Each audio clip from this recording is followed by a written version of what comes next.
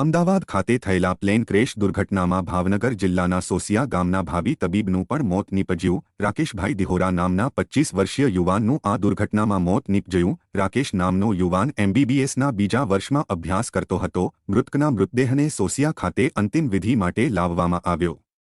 સોસિયા ગામમાં અને પરિવારમાં ભારે શોક જોવા મળ્યો। કેન્દ્રીય મંત્રી, તળાજાના ધારાસભ્ય, જિલ્લા ભાજપ પ્રમુખ સહિતના ઉપસ્થિત રહ્યા હતા અને અંતિમયાત્રામાં મોટી સંખ્યામાં લોકો જોડાયા હતા।